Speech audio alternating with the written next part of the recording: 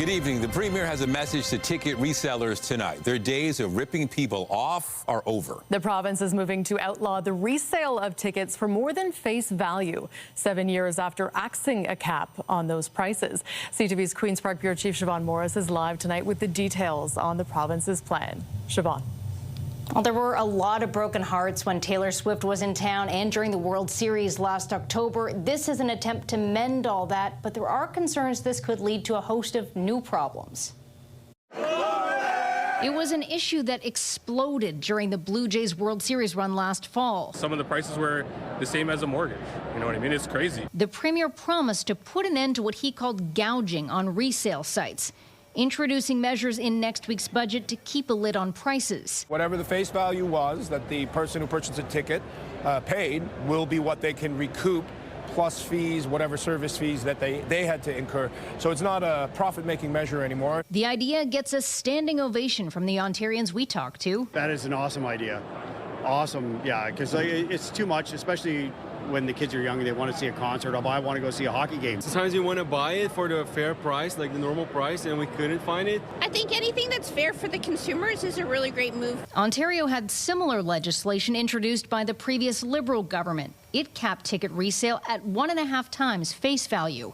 When Doug Ford's Progressive Conservatives took over, what they chose to do was scrap that, and now he wants to come in, riding in on a white horse, in order to fix this. Ticketmaster and its parent company, Live Nation, welcome the changes, but there's worry. If I'm the original seller, why don't I just jack up my price? So a $100 baseball ticket now becomes $160 because, well, I can fill the place at $160, so why am I selling at $100? Ticket resale marketplace SeatGeek also anticipates higher prices and other problems, warning when resale is artificially capped below market value, tickets migrate away from transparent, regulated platforms and into informal channels where consumers have no recourse if something goes wrong. The number of tickets versus overwhelming demand for big matchups or performers can't be solved with this legislation. What it's going to do is, if you're lucky enough to get access to these tickets, it's a fair playing field. The idea is to pass these changes into law sometime this spring. That will be in time for summer concert season, the height of the Blue Jays run, and in time for the World Cup. Reporting live from Queen's Park, I'm Siobhan Morris. Natalie, back to you. Okay, thank you, Siobhan. Also tonight, some charges withdrawn and some complainants dropped. Questions are being raised about the prospect of conviction in the trial of billionaire Frank Stronach. That's just ahead. But first, it is not what drivers want to hear heading into the weekend. But the price of gas is about to go up again as a result of the ongoing war between the U.S., Iran, and Israel. That conflict is driving up costs around the globe for oil and other commodities. CTV's Beth McDonnell is live tonight with more. Beth.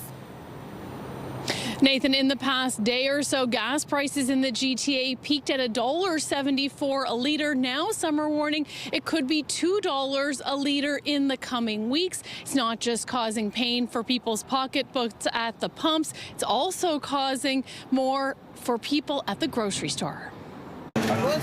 With his family in business for more than 6 decades, preparing cuts of meat and selling fresh food, Dominic Colangelo knows what spiking prices at the pump mean for the grocery store. You're starting to hear it. You're starting to see it in some of the prices. We're trying to hold back on raising any prices at this point because groceries have been so expensive.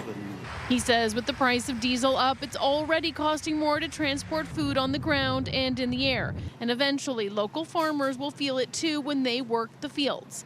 Greens and fruit from the U.S., Mexico, and beyond are some of the most sensitive items to energy prices, along with imported products. If the war doesn't end, he expects further retail impacts at a time when the rising cost of food is already a challenge. I've never gone over pricing as much as I have in the last 5 years. To the previous 30 years doing this. We've been here 60 years now, and we've never seen anything like this.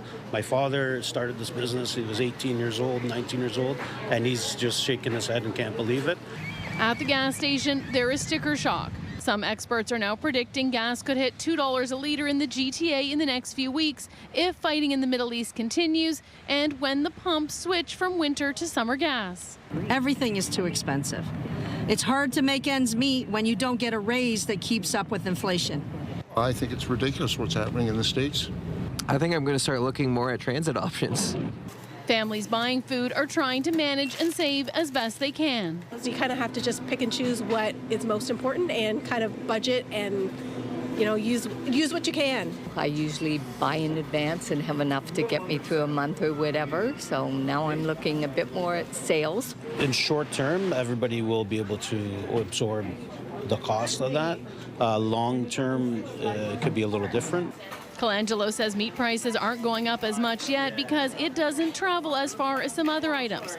But he says he's still constantly reviewing numbers and is more careful with his cuts than he's ever been, so not to waste. Colangelo hopes there is relief soon, either with help from the government or some other way to deal with the rising costs. Reporting live on Beth McDonnell, Natalie and Nathan, back to you.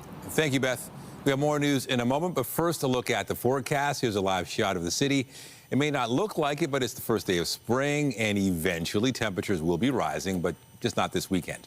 Lindsay Morrison has a look at the current conditions. Hey, Lindsay. Hey, Nathan, you're right. We can expect similar temperatures this weekend to what we experienced today, but hopefully a little less in the way of active weather. It was a messy start to the day, but gone now is the wet weather. In its place, we still have some cloud cover and a bit of fog and mist. It is 5 degrees in Toronto. It's 9 in London, and temperatures are still in the teens this hour.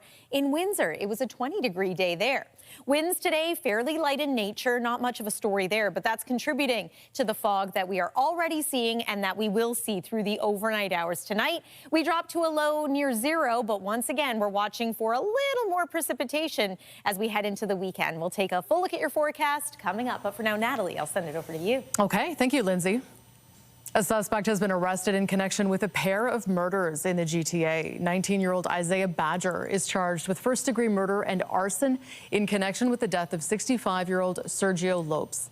He died in hospital after being shot in Vaughan on January 26th. Badger was located by the Calgary Police Fugitive Team on March 19th. He is also charged with first-degree murder in the fatal shooting of 37-year-old Chandan Kumar Raja Nanda Kumar on February 7th in Etobicoke. New York Regional Police are appealing for help tracking down suspects in an armed robbery in Markham. This one's a little bit of an unusual one, just due to the amount of people that were robbed at the time. 3 suspects armed with at least 2 firearms entered a business in the area. That's a little bit of internet cafe, a little bit of a karaoke bar. Investigators released these pictures of the suspects they're looking for. Police say the trio entered a business near Woodbine and 14th Avenue early yesterday morning and forced the customers into a room. They threatened the victims with guns and demanded their cash and cell phones before taking off. 2 Toronto police officers were injured in a collision while trying to make an arrest in North York last night. Police say officers tried to stop a suspect in a vehicle near Finch and Sentinel, but he ran off. Police managed to arrest the 31-year-old suspect, but were involved in a collision in the process. The 2 officers in the vehicle were eventually taken to hospital with minor injuries. The suspect is facing several charges, including dangerous driving and possession of property obtained by crime. A man was sent to hospital following a crash in Markham overnight. It happened around 12:45 a.m. near Major Mackenzie Drive and Kennedy Road. A vehicle flipped onto its roof. The 28-year-old driver was rushed to hospital but is expected to survive. The cause of the crash is still under investigation. Police have arrested a rideshare driver in connection with a sexual assault investigation. 33-year-old Harsim Ranjit Dillon of Caledon has been charged after a passenger was allegedly sexually assaulted during a trip in February. Police say the driver stopped the vehicle near Bloor Street in Queen's Park before getting into the back seat with the passenger. He then allegedly assaulted the 21-year-old man before leaving him on the sidewalk and driving away. Police say they are concerned there could be more victims. The sexual assault trial of Frank Stronach will resume at the end of the month, and when it does, there will be fewer complainants and fewer charges than when it first began. CTV's Allison Hurst looks at how we got to this point and what it could mean for future trials. The Crown and defense have presented their cases in the sexual assault trial of billionaire Frank Stronach. And along the way, prosecutors announced they are no longer pursuing convictions on 5 charges linked to 3 of the complainants. Throughout a trial, a Crown maintains a quasi judicial role. So they're not a judge, but they're supposed to view the evidence judiciously. Defense lawyer Kim Schofield says the Crown has an obligation to assess its case and cease prosecution when they no longer have a reasonable prospect of a conviction, which is what happened here. She adds in other provinces, pre-charge screenings take place, but that's not something done in Ontario. There's many arguments to say that one of the reasons why our justice system is in such trouble, delay-wise, being overburdened, is that there's too many cases being prosecuted. Putting the complainants through testifying and cross-examination only to have the charges dropped, though, is something advocates say is quite painful. It dissuades a lot of people from wanting to participate in this system, especially to see that you can get that far, to have already testified, and then things can be thrown out. Defense lawyer Leora Shemish spent her last day questioning witnesses, focused on the two lead investigators in the case with the Peel Regional Police. Both testified they operated under the belief the 7 complainants were telling the truth and did little to verify their accounts. I think there's a duty of care that's required when you are going to put a survivor through something like this. You really need to make sure you've got a good prospect of success. And unfortunately, in this case, it doesn't sound like that is what happened. Alexa Barkley, a survivor herself who is also the lead advocate with End Violence Everywhere, says these high-profile cases do shed light on the problems in the system. The Canadian Victims' Bill of Rights is not enforceable, and the accused has lots of enforceable rights. And so until we fix that, I don't think it's ever going to be fair for survivors. Stronach has pleaded not guilty to all charges. The trial is back for final arguments on March 31st. Alison Hurst, CTV News. Just ahead, Donald Trump calls NATO allies cowards for rebuffing his call for help in the Strait of Hormuz. We'll have the latest on the effort to secure the critical waterway amid the war in Iran coming up. But first, the province signed a $1.3 billion contract extension with Alstom to continue operating and maintaining GO Transit and Up Express trains through 2031. The Ford government says the contract extension will help support more than 1,100 jobs across the GTHA, as well as ensure safe and reliable service for riders. Alstom operated more than 117,000 GO Rail trips and over 56,000 Up Express trips from 2024 to 2025. There's a service disruption on GO Transit for commuters to be aware of this weekend. There will be no train service on the Lakeshore West line between Union and Aldershot stations. The closure will be in place tomorrow and Sunday. GO buses will be running instead. The closure is to accommodate track work in the area, with regular service resuming Monday morning. And a note for TTC riders about some weekend service disruptions. There will be no subway service on Line 1 between St. Clair West and St. Andrew stations starting at midnight as a result of planned track work. The closure will last until Sunday. There will be partial shuttle bus service between St. Clair West and St. George stations, but there will be no shuttle buses between St. George and St. Andrew stations. Regular service is set to resume at 6 on Monday morning. U.S. President Donald Trump is lashing out at NATO again, calling allies cowards for not joining American efforts to reopen the Strait of Hormuz. Meanwhile, the Iranian regime is threatening to widen the conflict. CTV's Judy Trin with the latest. American warplanes and attack helicopters are striking more Iranian targets in efforts to reopen the Hormuz Strait.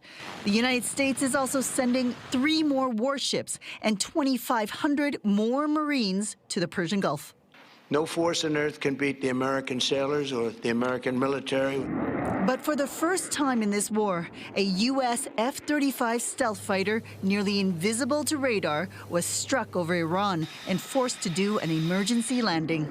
Donald Trump continues to complain that allies are not sending military support to the Strait. On Truth Social, Trump said NATO without the U.S. would be a paper tiger. He called them cowards, unwilling to help despite so little risk. We will remember, the president warned. Allies were not consulted before the U.S. and Israel launched attacks on Iran. 3 weeks after the war started, 7 allies, including Canada, are expressing readiness to contribute appropriate efforts to ensure safe passage through the strait. Celle-ci est strictement défensive French President Emmanuel Macron said the help would be strictly defensive to support regional allies and preserve freedom of navigation. Macron did not provide more details about how that will be done. At the White House, Trump seemed to imply that talks to de-escalate would be difficult. And now nobody wants to be a leader over there anymore. We're having a hard time. We want to talk to them, and there's nobody to talk to. We have nobody to talk to, and you know what? We like it that way. Iran's new supreme leader, Mojtaba Khamenei, has not been seen publicly and has only issued written statements. Donald Trump says he believes Khamenei is badly injured. Judy Trin, CTV News, Ottawa. Meanwhile, the United Kingdom is giving the United States the green light to use British military bases to strike Iranian sites attacking ships in the Strait of Hormuz. The UK has resisted direct involvement over fears about being pulled into a wider war. Escalating threats in the Strait of Hormuz triggered a change of course. A UK spokesperson calls it a defensive move. Tehran warned the UK, calling the choice as participation in aggression. Iran's military warned that parks, recreational areas, and tourist destinations around the globe won't be safe for its enemies, renewing concerns of militant attacks far beyond the region, including here in Canada. CTV's Abigail Bielman now on the security threat and what can be done about it. As reported by the state broadcaster, Iran's top military spokesperson warned Friday parks, recreational areas, and tourist destinations won't be safe for Tehran's enemies around the globe. CTV News reached out to a number of top tourism destinations and organizations in Canada, as well as law enforcement. Canada's spy agency told CTV News the terrorism threat level from Iran has not changed, still at medium, meaning that a violent extremist attack remains a realistic possibility. The most likely scenario for serious violence involves a lone actor whose intent to mobilize is unknown to authorities and who may be inspired by the Mideast conflict. Iran has a long history of striking abroad. It goes back to the 1980s, the attack against the Marine barracks in Beirut. In the 90s, there was an attack against a Jewish center in Argentina. We have to obviously be concerned because we know that the IRGC has capabilities globally. They work with organized criminal groups to do targeted killings through transnational repression. This international security expert says he is most worried about the upcoming World Cup, with thousands attending and the eyes of the world on the U.S., Mexico, and Canada. I know already that counterterrorism agencies and those that are working on security for the World Cup have had to factor in the Iran dynamic now. And also Iran is qualified to play. Canada's Tourism Industry Association declined an interview, but told us in a statement they're concerned about any threats that could impact travelers, tourism workers, or destinations, saying they're monitoring official Government of Canada advice carefully and encouraging others to do the same. Abigail Beeman, CTV News, Ottawa. U.S. officials say Cuba will not be allowed to take delivery of Russian crude as two tankers carrying gas and oil are believed to be on their way to Havana. The fuel-starved island has been dealing with blackouts and, in some areas, a lack of running water. Cuba needs imported fuel, oil, and diesel to generate power and avoid more outages. Gasoline sales have been strictly rationed, and gas has been sold on the black market for $8 a liter, 6 times its official price. NASA began moving its Artemis II rocket toward the launch pad at Cape Canaveral today ahead of the planned flight on April 1st. The rocket's expected to take Canadian astronaut Jeremy Hansen and 3 Americans around the move. NASA said the movement to the launch pad could take up to 12 hours using the specialized transporter. The rollout is a major milestone as NASA prepares for its first crewed lunar orbit mission in over a half-century. After the break, snow problem at all in Vancouver. The city is closing out on its first snow-free winter in more than 40 years. Why experts think it could be the new norm. And I'm Pat Foran. Coming up, it's Feedback Friday. Viewers had a lot to say about an American who got a $100,000 hospital bill. More families have concerns about a disability savings plan. And more drivers want their cars repaired but say they're being written off by insurance companies. Feedback Friday is just ahead. Well, spring has sprung. We officially welcomed the new season at about 11:15 this morning. The weather maybe didn't quite reflect that change today. We can expect seasonal highs for tomorrow, but we could get a little bit of wet snow Saturday night. We'll talk about that and perhaps a soggy Sunday coming up in your weekend forecast. When you see it happen, send it to CTV News. Text 10400 from your screen to ours. Text 10400. We had a lot of reaction to our stories about disability savings plans and insurance companies writing off vehicles that owners want repaired. We also heard from viewers about a U.S. citizen visiting Ontario who ended up in hospital and was charged more than $100,000. Here's Pat Ford with Feedback Friday. Pat. Thanks, Natalie and Nathan. When Canadians travel outside the country, we need to buy health insurance. And when visitors come here, they need to buy it too. But some in the medical community told us some people visiting Canada think health care is free for everyone. Naveed Safar's mother lives in Atlanta, Georgia. She was visiting Ontario when she had a stroke and ended up in hospital for 4 weeks. She didn't have health insurance and her family was billed $111,000 for her treatment. Every visitor to Canada needs to purchase travel medical insurance in case they become sick or injured. Sadly, it appears they didn't buy it, and now they're facing this huge bill. Dr. R told us, as a physician, this is a huge problem. Many Americans think we have free health care in Canada. Visitors need to know they require travel insurance. Good story to raise awareness. This is Sebastian. Sebastian Correa was born with a heart defect and has many health issues. His parents started a registered disability savings plan, an RDSP, to save money for his future. They were surprised to find out they must wait 10 years after the government's last grant is given before they can withdraw funds without penalties. They feel families should be able to access the money sooner. I'm pretty sure there are more families like us that are in the same situation. Inara told us, we must replace a wheelchair van for our son. If we withdraw $15,000 from the RDSP, we must pay a penalty of $46,000. There should be allowances for items deemed critical and necessary. Honestly, this has been a real nightmare trying to get this car repaired. Teresa Baton's BMW was involved in a hit and run while parked. The car is a 2011 with over 200,000 kilometers, but she says it was in great shape. She wanted the car repaired and was shocked to be told it would be written off and she would be given $8,900. The first thing they want to do is write off my car. And I said, no, that's unacceptable. Jillian told us, my car was in an accident and the appraiser is writing it off even though he noted vehicle condition excellent. I want it fixed and feel cheated after paying insurance all these years. And insurance companies are writing off cars more often. The cost of parts, labor, and rental cars has soared, so it's cheaper than fixing them. But some owners say it means they're forced to buy another car and spend money they weren't planning to. On your side, I'm Pat Foran. If you have a consumer story idea, email us at alert@ctv.ca.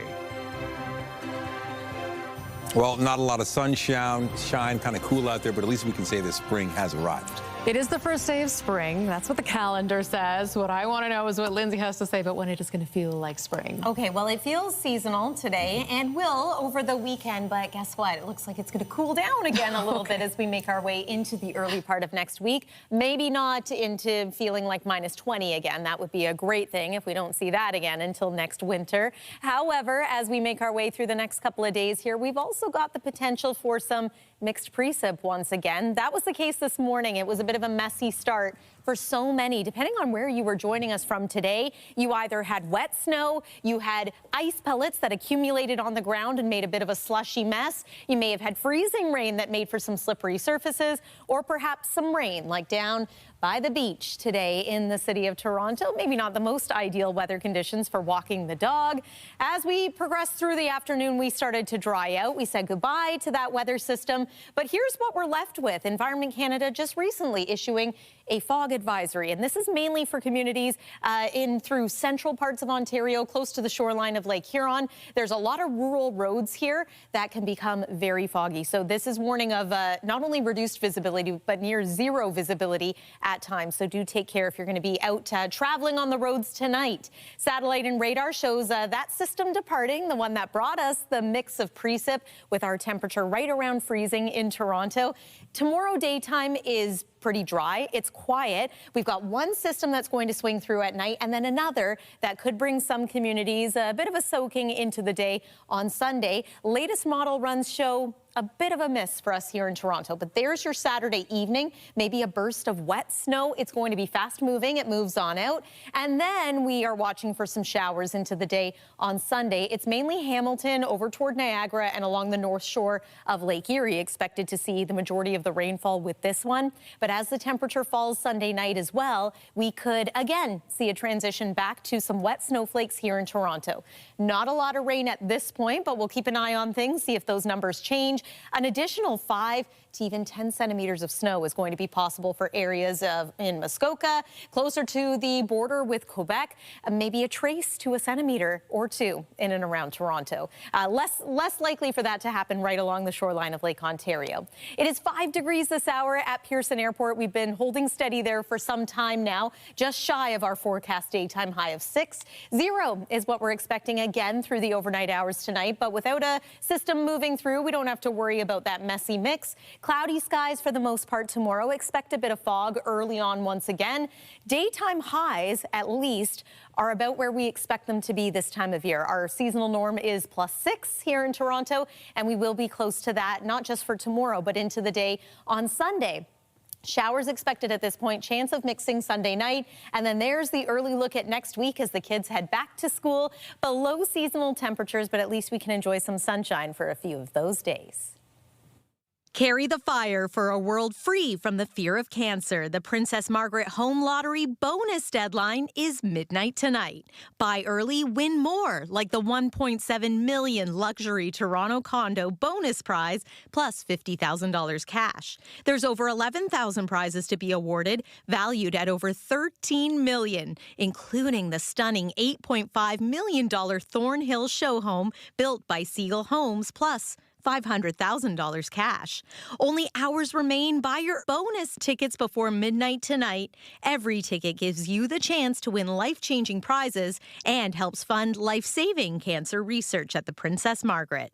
Buy now at princessmargaretlotto.com or call 1-866-631-1234. Now, there's one city in Canada marking the first day of spring with an almost unheard of feat for a Canadian winter. Vancouver has gone snow-free for the first time in decades. But as CTV's Andrew Johnson explains, that's not necessarily good news. It's been raining this week in Vancouver, a lot. And on this first day of spring, fresh blossoms are already foreshadowing more beauty to come. Sounds like a normal West Coast winter, but this year, something was missing. We did not receive measurable snowfall at the Vancouver airport this winter. Vancouver doesn't get a lot of it, but every winter for decades, there's been at least 1 centimeter of snow on the ground at some point at YVR. Not this season, for the first time since the Queen was in town to open the city's new domed stadium. The year was 1983. The winter of 2025-26 has also been warm. In Vancouver, it was a very warm winter. Our mean temperature was 6 degrees. The normal mean temperature is about 4.3. Now, we could decide to have some fun with that at the expense of our eastern neighbors who got buried this winter. It was crazy. Like, we haven't had storms like that in a long time. But we wouldn't do that. Shocking, to be honest. The problem, Vancouver's warm winter meant less snow fell on the coastal mountains, which could cause serious issues this summer. We really have depended very much in Vancouver and many other municipalities on the slow melt of snow coming from the mountains to recharge our reservoirs. Right now, the region's snowpack is at about 75% of average, which could also leave forests vulnerable to wildfire this summer. At least that's the way things look now. Experts point out if the West Coast experiences a wet spring, particularly in June, which has earned the nickname January for its reputation of dampening the ground and spirits ahead of summer, water levels could be just fine. Andrew Johnston, CTV News, Vancouver. Also tonight, paying out of pocket for some services as the deadline for the province to provide funding for nurse practitioners looms. The pressure to get a policy in place coming up.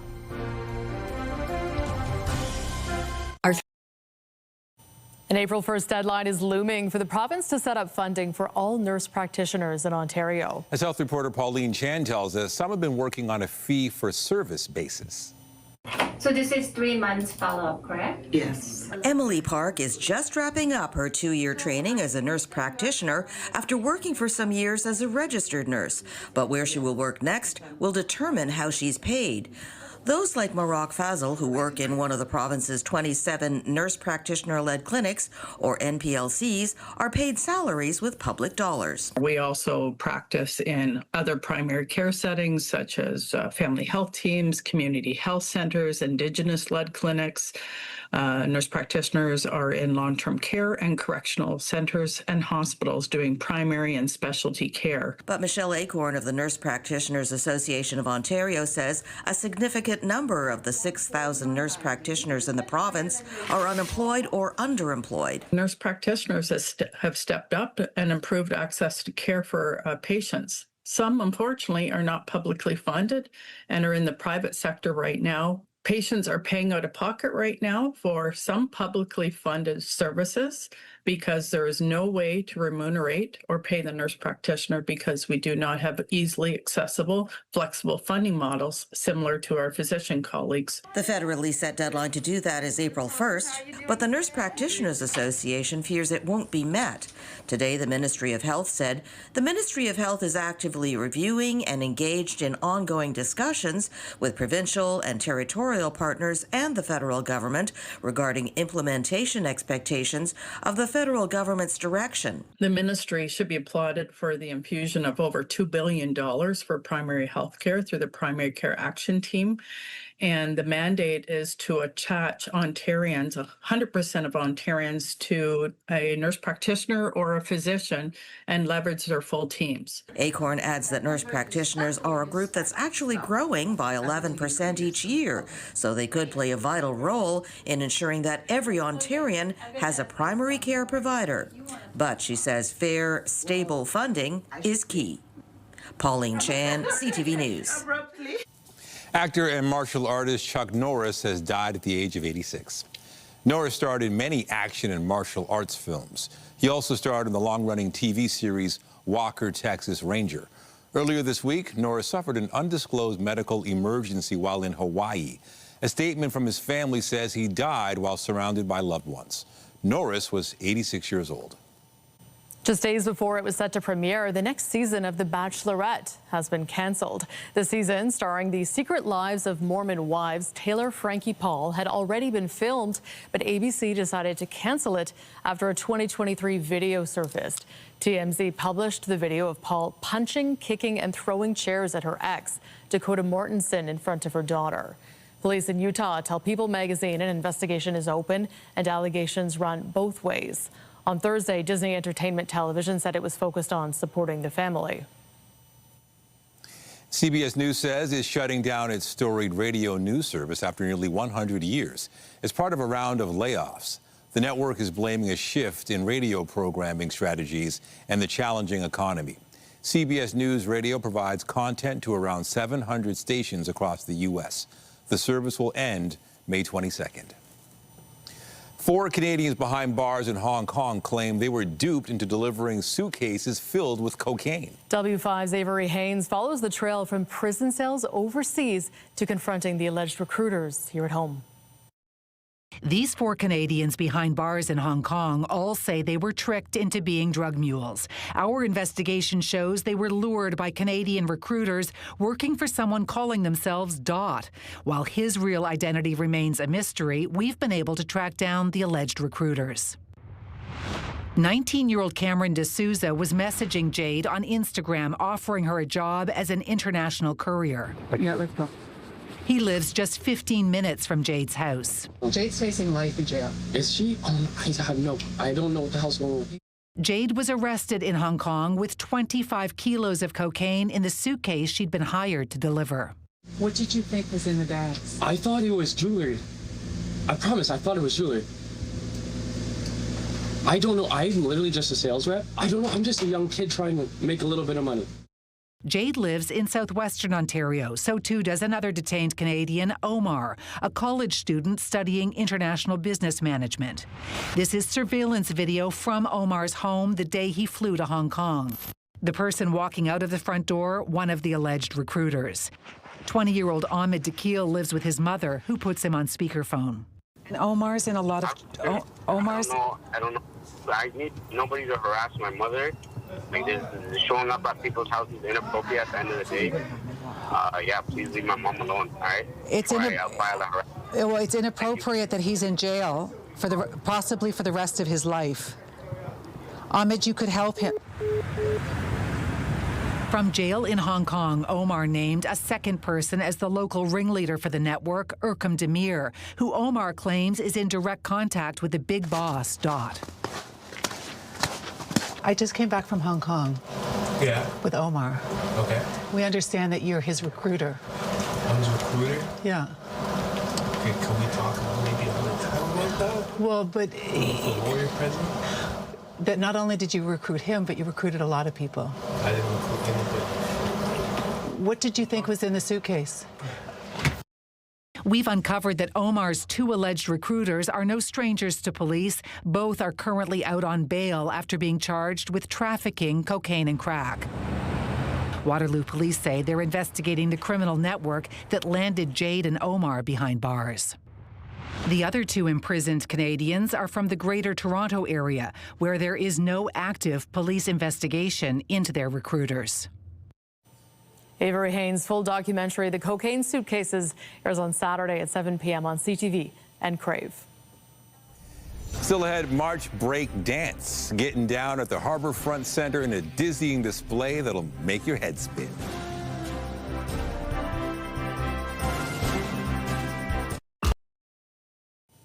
Canadian retail sales were up over 1% in January. B&M Bloomberg's Marilla Fernandez has more.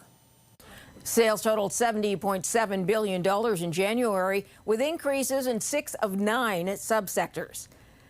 Sales totaled $70.7 billion in January, with increases in 6 of 9 subsectors. Vehicles and parts led sales in January, up by 2% month over month. Sales of building materials were also up, and more jewelry, luggage, and leather were sold. Those items get lumped together. Sales were up across all provinces, with Alberta making the biggest gain. Clothing retailer Garage will open a new store on London's famous Oxford Street next week. Garage is owned by Groupe Dynamite, based in Quebec. It is part of an international push for the brand, with plans to open 2 more stores in Manchester, England. Kraft Heinz says it will invest $250 million to modernize its plant in Montreal. It's 70 years old. The goal is to produce more at the facility as Kraft works to offer healthier products. The Quebec site has 41 manufacturing lines that produce everything from peanut butter to ketchup. Here are the closing numbers for the day. The Canadian dollar is up a fraction to 72.92. West Texas Intermediate ended the day at 98.23. Western Canadian Select is up over $1 to 80.31, and the TSX lost another 537 points today. Those are your business headlines. I'm Marilla Fernandez.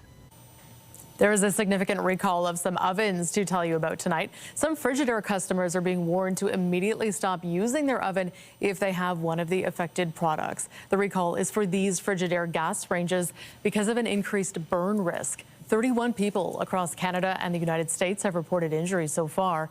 The company said the affected gas ranges can experience a delayed ignition of the oven's bake burner. More than 5,000 have been sold in Canada. Frigidaire says owners of the affected ovens should contact Electrolux Group to get a new bake burner installed for free. 5 grocery stores across the country have been slapped with fines for mislabeling some products as Canadian. The list includes 2 Loblaw-owned stores in Ontario. The company says it works hard to keep everything current, but there are times when signage might not be updated as quickly as inventory is replenished. The Canadian Food Inspection Agency says it's issued $47,000 in penalties since last April for inaccurate or misleading country of origin claims. In sports, the Raptors will be looking to extend their winning streak to 4 straight games when they visit the Denver Nuggets tonight. He's got 90 on the season. Jakob running the floor. The Raps are coming off a 139-109 win over the Chicago Bulls on Wednesday. Tip-off for tonight's game against the Nuggets is set for just after 9 p.m. Eastern in Denver. And fans can now buy tickets to see Canada's first WNBA team when it hits the court later this year. Select single-game Toronto Tempo tickets went on sale today. They include 3 games at Scotiabank Arena, as well as matchups in Montreal and Vancouver. Tickets start at $25. Tickets for the remainder of the Tempo's regular season contest, which will be played at Coca-Cola Coliseum, are set to go on sale early next month. The Maple Leafs will be back on the ice tonight when they host the Carolina Hurricanes. Richie, quick turn, rebound, score! The team's coming off a 3-1 loss to the New York Islanders Tuesday. Meanwhile, the Hurricanes are the top team in the NHL's Eastern Conference, while the Leafs sit second from the bottom. Puck drop for tonight's game is set for just after 7 p.m. at Scotiabank Arena. Meanwhile, professional hockey is returning to Hamilton. The New York Islanders American Hockey League affiliate will begin playing at Hamilton's TD Coliseum in the 2026-2027 season. However, the team's move from Bridgeport, Connecticut still requires AHL approval. The team's new name, official logo, and ticketing information will be announced at a later date. It's been more than a decade since Hamilton lost its last professional hockey club, the Bulldogs. Well, there are still lots of activities happening in this city as March break winds down. CTV Jessica Smith has more on how you can pop and lock with breakdancers at the Harbourfront Center. Break by the Lake is turning March break on its head this weekend at the Harbourfront Center. Dance in general, I feel like you could be very creative with, but with breaking specifically, I feel like it's such a different way to move your body. In addition to the regular family-friendly activities, you can catch some of the best break dancers in the world performing this weekend. It's a competition, so it's going to be more of a showcase. There's going to be a lot of dancers coming from all over the world, America, all across Canada, Europe, and Asia. For the dancers participating, it's an opportunity to share their passion for their craft. It's so fun. It's a way to express myself through dance and just to have fun. Always felt like breaking has been my other language because I can always connect with people and there's always a sense of community. Along with some of their favorite ways to move. Like a lot of footwork stuff that isn't like the super big blow up moves I usually see. Those are really cool too. But I personally like footwork and all the stuff you see people do on the ground. I feel like you can get really creative with that. For more information, you can visit harbourfrontcenter.com. There will be free workshops here at the Harbourfront Center throughout the weekend as a part of the Break by the Lake programming if you want to try your hand at a little bit of breakdancing. And you can also come see some of the best breakers in the world Saturday and Sunday. Jessica Smith, CTV News. A b-boy move, nice. Still ahead tonight, capes on and masks up at Comic-Con. Superheroes and villains unite for a cosplay convention in a fantasy world right here at home.